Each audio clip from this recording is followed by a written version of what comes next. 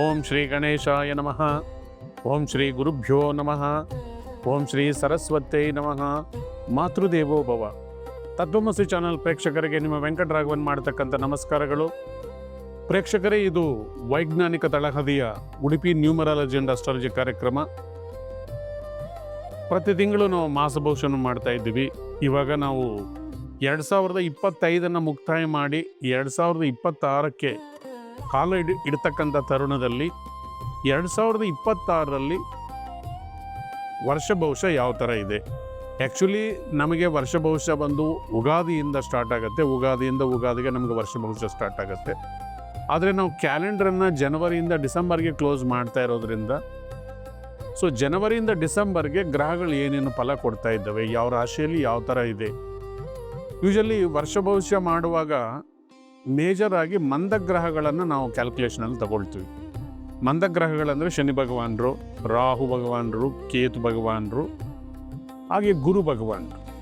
ಈ ಗ್ರಹಗಳು ನಿಧಾನಕ್ಕೆ ಚಲನೆ ಮಾಡ್ತಾ ಇರೋದ್ರಿಂದ ಈ ಗ್ರಹಗಳ ಆಧಾರದ ಮೇಲೆ ಯಾವ ರಾಶಿ ಮೇಲೆ ಯಾವ ಥರ ಪರಿಣಾಮ ಬೀರುತ್ತೆ ಅಂತಕ್ಕಂಥ ವಿಚಾರವನ್ನು ನಾವು ಮಾತಾಡಬೇಕಾಗತ್ತೆ. ಉಳಿದಂಥ ಗ್ರಹಗಳು ಶೀಘ್ರವಾಗಿ ಮೂವ್ ಆಗೋದ್ರಿಂದ ಅದನ್ನು ವರ್ಷ ಭವಿಷ್ಯದಲ್ಲಿ ಇನ್ಕ್ಲೂಡ್ ಮಾಡೋದು ಕಷ್ಟ ಆಗುತ್ತೆ.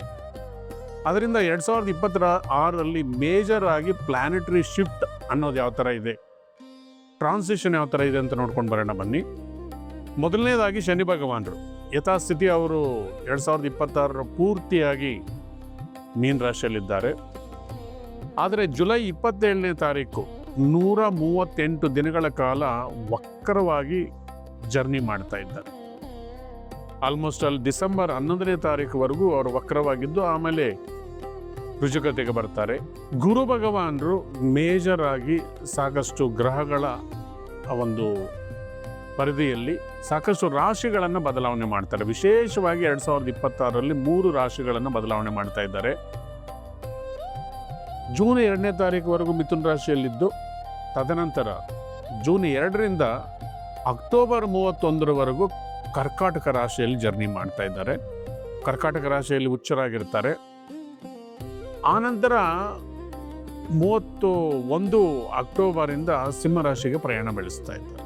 ರಾಹುಕೇತುಗಳು ಯಥಾಸ್ಥಿತಿ ಕಾಯ್ದುಕೊಂಡಿದ್ದು ಕುಂಭರಾಶಿಯಲ್ಲಿ ಡಿಸೆಂಬರ್ 5ನೇ ತಾರೀಕುವರೆಗೂ ರಾಹು ಭಗವಾನರಿದ್ದರೆ, ಸಿಂಹರಾಶಿಯಲ್ಲಿ ಕೇತು ಭಗವಾನರು ಡಿಸೆಂಬರ್ 5ನೇ ತಾರೀಕುವರೆಗೂ ಇದ್ದಾರೆ.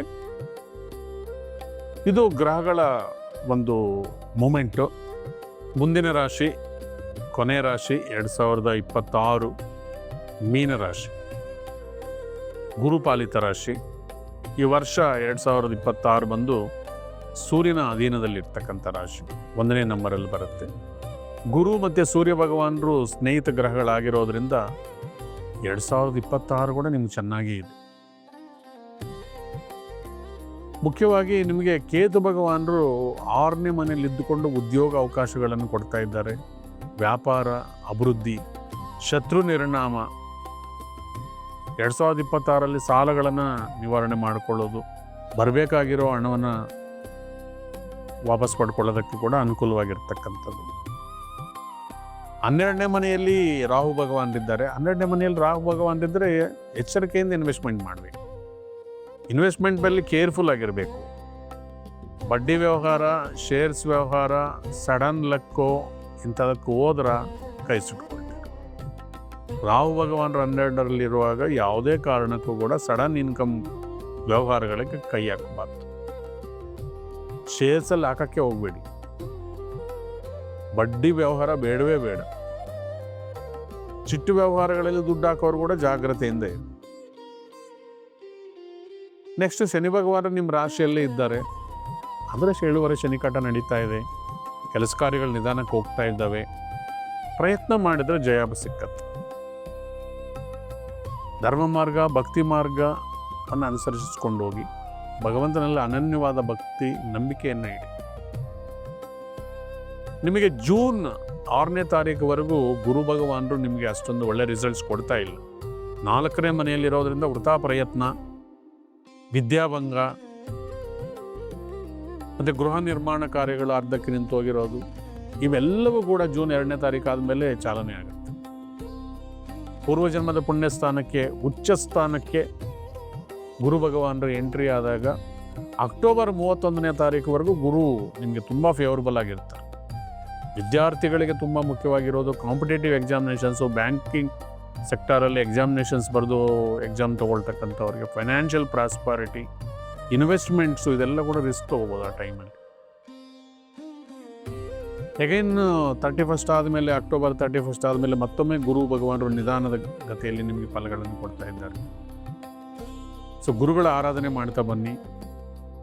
ನಿಮ್ಮ ರಾಶಿಗೆ ಅಧಿಪತಿನೇ ಗುರು ಆಗಿರೋದರಿಂದ ಬೃಹಸ್ಪತಿ ಕವಚವನ್ನು ಓದ್ಕೊಳ್ಳಿ.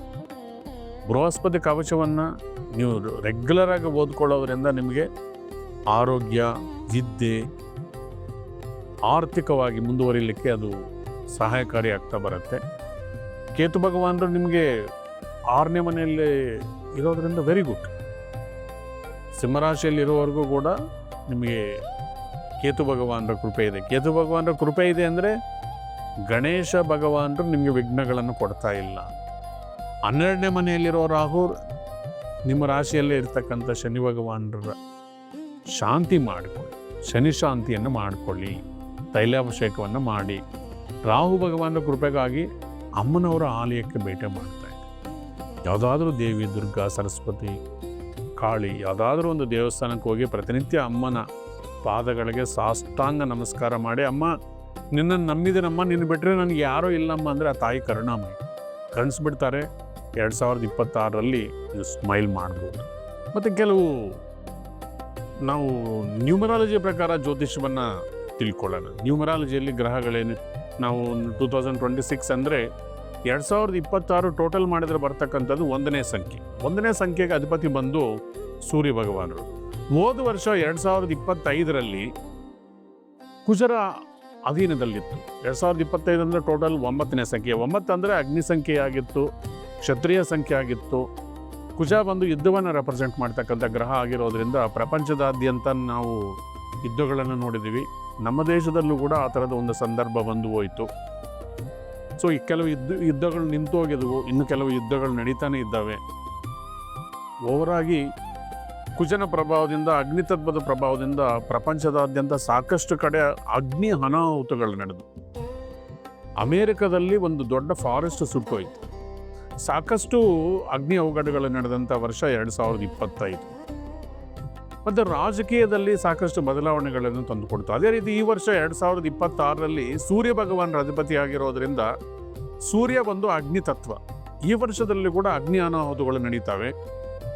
ಮತ್ತು ಸೂರ್ಯ ಭಗವಾನರು ಕ್ಷತ್ರಿಯ ಗ್ರಹ, ಪೊಲಿಟಿಕಲ್ ಪ್ಲ್ಯಾನೆಟ್ ಆಗಿರೋದರಿಂದ ಸಾಕಷ್ಟು ರಾಜಕೀಯ ವಲಯಗಳಲ್ಲಿ ಬದಲಾವಣೆಗಳು ನಡೆಯುತ್ತೆ, ಕ್ಷಿಪ್ರ ಕ್ರಾಂತಿಗಳು ನಡೆಯುತ್ತೆ, ಗುಂಪುಗಾರಿಕೆಗಳು ನಡೆಯುತ್ತೆ. ಅಧಿಕಾರ ಇರೋರು ಕಳ್ಕೊಳ್ತಾರೆ, ಅಧಿಕಾರಕ್ಕಾಗಿ ಪ್ರಯತ್ನ ಪಡ್ತಾ ಇರೋರು ಅಧಿಕಾರವನ್ನು ಪಡ್ಕೊಳ್ತಾರೆ. ಸರ್ಕಾರದ ನೌಕರಿಗೆ ಒಳ್ಳೆ ಜಯ ಇರತಕ್ಕಂಥ ವರ್ಷ.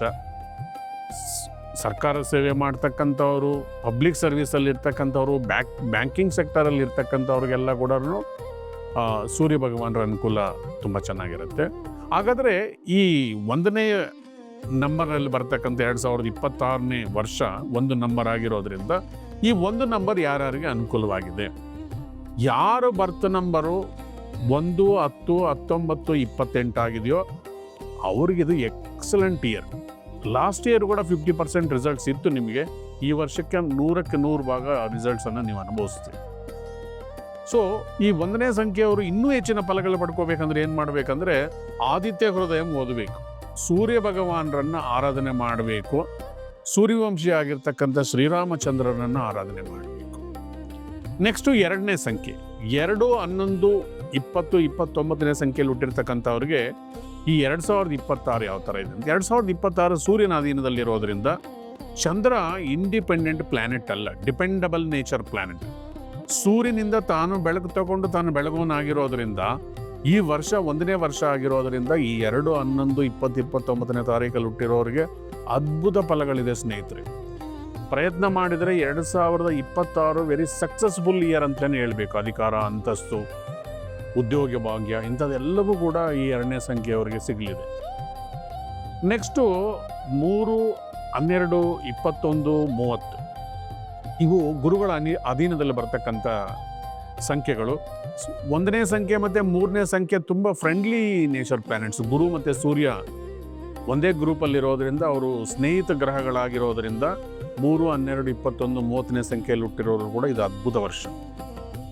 ಫೈನಾನ್ಷಿಯಲ್ ಸೆಕ್ಟರಲ್ಲಿ ಕೆಲಸ ಮಾಡೋರಿಗೆ, ಎಕ್ಸ್ಪೆಷಲಿ ಬ್ಯಾಂಕಿಂಗ್ ಉದ್ಯೋಗಕ್ಕಾಗಿ ಟ್ರೈ ಮಾಡ್ತಕ್ಕಂಥವ್ರಿಗೆ, ರಾಜಕೀಯದಲ್ಲಿರೋರಿಗೆ ಕೂಡ, ಮತ್ತು ಮಂತ್ರಿ ಪದವಿಗಳನ್ನು ಪಡ್ಕೊಳ್ಳೋವರೆಗೂ ಕೂಡ ಈ ಸಂಖ್ಯೆಗಳಲ್ಲಿ ಹುಟ್ಟಿದರೆ ಅವ್ರಿಗೆ ತುಂಬ ಅನುಕೂಲಕರವಾಗಿದೆ. ಇನ್ನೂ ಹೆಚ್ಚಿನ ಫಲಗಳನ್ನು ಪಡ್ಕೋಬೇಕಂತ ಹೇಳಿದ್ರೆ ಸೂರ್ಯಾಷ್ಟಕವನ್ನು ಪ್ರತಿನಿತ್ಯ ಓದಬೇಕು. ಸೂರ್ಯಗ್ರಹದ ಅನುಗ್ರಹಣೆಗಾಗಿ ಸೂರ್ಯಾಷ್ಟಕವನ್ನು ಓದಬೇಕು. ನೆಕ್ಸ್ಟ್ ಬರ್ತಕ್ಕಂಥ ಸಂಖ್ಯೆ 4ನೇ ಸಂಖ್ಯೆ. 4, 13, 22, 31ನೇ ಸಂಖ್ಯೆಯಲ್ಲಿ ಹುಟ್ಟಿರ್ತಕ್ಕಂಥ ಅವ್ರಿಗೆ 1ನೇ ಸಂಖ್ಯೆನೇ ಶಾಡೋ ಈ 4ನೇ ಸಂಖ್ಯೆ ಆಗಿರೋದ್ರಿಂದ 4ನೇ ಸಂಖ್ಯೆಯವರೆಗೆ ಈ ವರ್ಷ ವಿಶೇಷವಾಗಿ ಅದೃಷ್ಟ.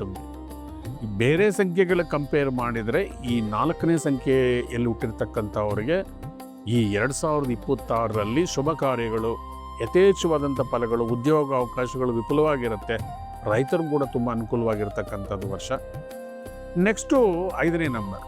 5, 14, 23ನೇ ನಂಬರ್ ನೋಡಿದ್ರೆ ಸೂರ್ಯ ಸಮರಾಶಿ ಸಮಗ್ರಹ ಆಗಿರೋದ್ರಿಂದ ಸೂರ್ಯನ ವರ್ಷದಲ್ಲಿ ಇವರಿಗೆ ಮಿಶ್ರ ಫಲಗಳಿರುತ್ತೆ, 50-50%.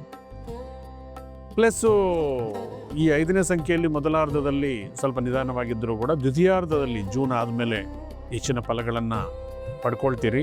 ನೀವು ಇನ್ನೂ ಹೆಚ್ಚಿನ ಫಲಗಳನ್ನು ಪಡ್ಕೋಬೇಕಂತ ಹೇಳಿದ್ರೆ ಪ್ರತಿನಿತ್ಯ ಸೂರ್ಯೋಪಾಸನೆ ಮಾಡಿ, ಸೂರ್ಯ ನಮಸ್ಕಾರ ಮಾಡಿ, ವರ್ಷಕ್ಕೆ ಒಂದು ಸರ್ತಿ ಆದ್ರೂ ಸೂರ್ಯ ಭಗವಾನರ ದೇವಸ್ಥಾನಕ್ಕೆ ಹೋಗ್ತಾ ಬನ್ನಿ. ಸೂರ್ಯ ಭಗವಾನರ ಆಲಯದಲ್ಲಿ ಗೋಧಿ, ಎಲೆ ಅಡಿಕೆ, ದಕ್ಷಿಣೆಯನ್ನು ನೀವು ದಾನ ಮಾಡ್ತಾ ಬಂದಿದ್ರೆ ಸೂರ್ಯ ಭಗವಾನರ ಅನುಗ್ರಹಣೆ ಸಿಕ್ಕತ್ತೆ. Next 6ನೇ number. 6, 15, 24. 1ನೇ ಸಂಖ್ಯೆಗೆ 6ನೇ ಸಂಖ್ಯೆ ಅಷ್ಟೊಂದು ಮಿತ್ರ ಸಂಖ್ಯೆ ಏನಲ್ಲ. ಯಾಕಂದರೆ ಈ 6ನೇ ಸಂಖ್ಯೆ, 5ನೇ ಸಂಖ್ಯೆ, 8ನೇ ಸಂಖ್ಯೆ ಒಂದು ಗ್ರೂಪಲ್ಲಿರೋದ್ರಿಂದ ಇವರು ಸ್ವಲ್ಪ ಪರದಾಡಬೇಕಾಗತ್ತೆ, ಕೆಲಸ ಕಾರ್ಯಗಳಿಗಾಗಿ ಪರದಾಡಬೇಕಾಗತ್ತೆ. ಎಸ್ಪೆಷಲಿ ಆ್ಯಕ್ಟಿಂಗ್ ಫೀಲ್ಡಲ್ಲಿರ್ತಕ್ಕಂಥವರು, ಇಂಟೀರಿಯರ್ ಡಿಸೈನಿಂಗು, ಮುಖ್ಯವಾಗಿ ಶುಕ್ರನಿಗೆ ಸಂಬಂಧಿಸಿರ್ತಕ್ಕಂಥದ್ದು ಕಲೆಯಲ್ಲಿರ್ತಕ್ಕಂಥವ್ರಿಗೂ ಸ್ವಲ್ಪ ಹೆಚ್ಚಿನ ಶ್ರಮೆ ಅನ್ನೋದು 2026ರಲ್ಲಿ ಕಾಣ್ತಾ ಇದೆ. ಇನ್ನು ಹೆಚ್ಚಿನ ಅದೃಷ್ಟವನ್ನು ಪಡೆದುಕೊಳ್ಳಲು ಪ್ರತಿ ದಿವಸ ಶ್ರೀರಾಮ ರಕ್ಷಾ ಸ್ತೋತ್ರವನ್ನು ಓದಿ. ಯಾಕಂದರೆ ಸೂರ್ಯರನ್ನು ಹೊರಿಸ್ಕೋಬೇಕಂದ್ರೆ ರಾಮದೇವರನ್ನ ಆರಾಧನೆ ಮಾಡಬೇಕು. ಸೂರ್ಯನ ಆರಾಧನೆ ಜೊತೆಗೆ ರಾಮನನ್ನು ಕೂಡ ನೀವು ಆರಾಧನೆ ಮಾಡಿ ಹೆಚ್ಚಿನ ಫಲಗಳನ್ನು ನೀವು ಪಡ್ಕೊಳ್ಬೋದು. Next 7 number. 7 ನಂಬರ್ ಈ 2ನೇ ನಂಬರ್ ಥರನೇ ನಿಮಗೆ 2026ರಲ್ಲಿ ಹೆಚ್ಚಿನ ಅನುಕೂಲಗಳಾಗ್ತಾ ಇದ್ದಾವೆ. ಆದರೆ ಈ 7ನೇ ಸಂಖ್ಯೆ 7 ಬೀಳಿನ ಸಂಖ್ಯೆ ಆಗಿರೋದ್ರಿಂದ ಸ್ವಲ್ಪ ಕುಟುಂಬ, ಸಂತಾನ ಇಂಥ ವಿಚಾರದಲ್ಲಿ ಸ್ವಲ್ಪ ಜಾಗ್ರತೆ ವಹಿಸಿದರೆ 2026ರಲ್ಲಿ ಸೂರ್ಯರ ಅನುಗ್ರಹಣೆ ನಿಮ್ಮ ಮೇಲೆ ಪೂರ್ಣವಾಗಿದೆ. ಚಂದ್ರನ ಥರನೇ ನಿಮ್ಮ ಕೇತು ಗ್ರಹ 7, 16, 25ನೇ ಸಂಖ್ಯೆಯಲ್ಲಿ ಕೂಡ ಶುಭ ಕಾರ್ಯಗಳು, ಜಾಬ್ ರಿಲೇಟೆಡ್ಡು ಇತ್ಯಾದಿಯಾಗಿ ಒಳ್ಳೆಯ ಅವಕಾಶಗಳನ್ನು ನೀವು ಪಡ್ಕೊಳ್ಳೋದಕ್ಕೆ ಮುಂಚೂಣಿಯಲ್ಲಿದ್ದೀರಿ. ನೀವು ಇನ್ನೂ ಹೆಚ್ಚಿನ ಫಲಗಳನ್ನು ಪಡ್ಕೋಬೇಕಂತ ಹೇಳಿದ್ರೆ ಪ್ರತಿ ದಿವಸ ಸೂರ್ಯೋಪಾಸನೆ ಮಾಡಿ, ಸೂರ್ಯದೇವರಿಗೆ ಅರ್ಘ್ಯ ಕೊಡುವಾಗ ಸ್ವಲ್ಪ ಬೆಲ್ಲ ಹಾಕಿ ಅರ್ಘ್ಯವನ್ನು ಕೊಡ್ತಾ ಬಂದಿದ್ರೆ ಸೂರ್ಯದೇವರ ಅನುಗ್ರಹಣೆ ಸಿಕ್ಕಿ ನೀವು ಹೆಚ್ಚಿನ ಫಲಗಳನ್ನು ಪಡ್ಕೊಳ್ತೀರಿ. Next 8ನೇ number. 2025ರಲ್ಲಿ ಕೂಡ 8ನೇ ನಂಬರ್ ಸ್ವಲ್ಪ ಪರದಾಡಿದೆ. 2026ರಲ್ಲಿ ಕೂಡ ಸೂರ್ಯರ ಪ್ರಭಾವದಿಂದ ಸೂರ್ಯ ಮತ್ತು 1 ಮತ್ತು 8ನೇ ನಂಬರ್ ಅಪೋಸಿಟ್ ನಂಬರ್ಸ್ ಆಗಿರೋದ್ರಿಂದ ನೀವು ಇಲ್ಲಿ ಮಾಡಬೇಕಾಗಿರೋದು ಹಾರ್ಡ್ ವರ್ಕ್. ಯಾವುದನ್ನು ಕೂಡ ಪೋಸ್ಟ್ಪೋನ್ಮೆಂಟ್ ಮಾಡ್ಕೊಳ್ದಿರ ಟೈಮ್ಗೆ ಆ ಕೆಲಸ ಕಾರ್ಯಗಳನ್ನು ಮುಗಿಸ್ಕೊಂಡು ಶ್ರದ್ಧಾ ಭಕ್ತಿಯಿಂದ ಇದ್ದರೆ ಕೂಡ ಡೆಫಿನೆಟ್ ಆಗಿ ನಿಮಗೆ 2026ರಲ್ಲಿ ಜಯ ಸಿಕ್ಕತ್ತೆ. ಕಾಶಿಯಸ್ ಆಗಿರಿ, ಪರ್ಚೇಸಿಂಗು, ಸೆಲ್ಲಿಂಗಲ್ಲಿ ವಿಚಾರದಲ್ಲಿ ಕಾಶಿಯಸ್ ಆಗಿದ್ದರೆ ಈ 8ನೇ ಸಂಖ್ಯೆಯವರು ಒಳ್ಳೆಯದು. ಉಳಿದಂಗೆ 9ನೇ ಸಂಖ್ಯೆಯವರು ಲಾಸ್ಟ್ ಇಯರ್ ಕೂಡ ಒಳ್ಳೆ ರಾಜಯೋಗಗಳನ್ನು ಅನುಭವಿಸಿದ್ರಿ 2025ರಲ್ಲಿ. ಎಗೈನ್ ಮತ್ತೆ ಈ ವರ್ಷ ಕೂಡ ಅಗ್ನಿತತ್ವದ ವರ್ಷ, ಸೂರ್ಯನ ನಂಬರಲ್ಲಿರೋದ್ರಿಂದ 9, 18, 27ನೇ ಸಂಖ್ಯೆಯಲ್ಲಿ ಹುಟ್ಟಿರೋರು ಕೂಡ ಸುನಾಯಾಸವಾಗಿ ಜಯಗಳನ್ನು ಪಡ್ಕೊಳ್ತೀರಿ. ನಿಮ್ಮ ಅಭಿಮಾನಿ ದೇವತೆ ಕುಜರ ಜೊತೆಗೆ ಸೂರ್ಯೋಪಾಸನೆಯನ್ನು ಮಾಡ್ತಾ ಬನ್ನಿ. ಸೂರ್ಯರಿಗೆ ಅರ್ಘ್ಯವನ್ನು ಕೊಡ್ತಕ್ಕಂಥದ್ದು, ಧರ್ಮ ಮಾರ್ಗದಲ್ಲಿ ಹೋಗ್ತಾ ಬಂದು ಕೋಪವನ್ನು ಕಂಟ್ರೋಲ್ ಮಾಡಿಕೊಂಡಿದ್ರೆ ನಿಮಗೆ ತುಂಬ ಚೆನ್ನಾಗಿದೆ. ಸೊ ಏನಂದರೆ ಈಗ ನಮ್ಮ ನಾಡಿನಲ್ಲಿ ಭಕ್ತಿ ವಿಶೇಷವಾಗಿ ಬೆಳೀತಾ ಇದೆ. ಇದೊಂದು ಒಳ್ಳೆಯ ವಿಚಾರ. ಯಾಕಂದರೆ ಭಗವಂತನನ್ನು ಒಲಿಸ್ಕೋಬೇಕಂದ್ರೆ ಭಕ್ತಿ ಬೇಕು. ನೀವು ಯಾವ ದೇವಸ್ಥಾನಕ್ಕೆ ಹೋಗ್ಬೇಕಂದ್ರೂ ಕೂಡ ದೇವಸ್ಥಾನಗಳು ಕ್ಯೂ ಇರ್ತವೆ, ದೇವಸ್ಥಾನಕ್ಕೆ ಹೋಗೋ ಎಲ್ಲ ಬಸ್ಸುಗಳು ರಶ್ ಇರ್ತವೆ. ಅಂದರೆ ಜನರಲ್ಲಿ ಭಯ ಭಕ್ತಿ ಜಾಸ್ತಿ ಆಗಿದೆ. ಒಂದು ವೇಳೆ ನಾವು ಬೇಗ ದರ್ಶನ ಮಾಡ್ಕೋಬೇಕಂದ್ರೆ ನಾವು ಟಿಕೆಟ್ ತೊಗೊಂಡೇ ಹೋಗಿದ್ರು ಕೂಡ ಡಿಲೇ ಆಗ್ತಕ್ಕಂಥ ಸಂದರ್ಭ ನಡೀತಾ ಇದೆ. ಅಂದರೆ ಜನರಲ್ಲಿ ಅಷ್ಟೊಂದು ಭಕ್ತಿ ಇದೆ. ಆದರೆ ಭಕ್ತಿ ಜೊತೆಗೆ ನೀವು ಧರ್ಮವನ್ನು ಮಿಕ್ಸ್ ಮಾಡಿದ್ರೇ ಭಕ್ತಿ ಫಲ ಕೊಡುತ್ತೆ. ಎಲ್ಲರಿಗೂ ಭಕ್ತಿ ಇದೆ, ಆದರೆ ಧರ್ಮ ಮಾರ್ಗವನ್ನು ಕೂಡ ನಾವು ಅನುಸರಿಸಬೇಕು. ಭಕ್ತಿ ಭಯ ಇದರ ಜೊತೆಗೆ ನಾವು ಧರ್ಮವನ್ನು ಅಳವಡಿಸ್ಕೊಂಡು ದಯೆ ಧರ್ಮ ಇಂಥದ್ದನ್ನು ನಾವು ಸೇರಿಸ್ಕೊಂಡಿದ್ರೆ ನಿಮ್ಮ ಭಕ್ತಿಗೆ ಒಂದು ಬೆಲೆ ಬಂದು ಭಗವಂತನ ಆಶೀರ್ವಾದ ನಿಮಗೆ 100ಕ್ಕೆ 100 ಭಾಗ ಸಿಕ್ಕಿ ನೀವು ತುಂಬ ಇರ್ತೀರಿ. ಮತ್ತು ಈ 2026 ಎಲ್ಲರಿಗೂ ಶ್ರೀಕೃಷ್ಣ ಭಗವಾನರು ಆಯುರ ಆರೋಗ್ಯ ಐಶ್ವರ್ಯವನ್ನು ಕೊಟ್ಟು ನಿಮ್ಮನ್ನು ಕಾಪಾಡಬೇಕು ಅಂತ ನಾನು ಪ್ರಾರ್ಥನೆ ಮಾಡ್ತಾ ಈ ಕಾರ್ಯಕ್ರಮವನ್ನು ಮುಕ್ತಾಯ ಮಾಡ್ತಾ ಇದ್ದೀನಿ. ಧನ್ಯವಾದಗಳು.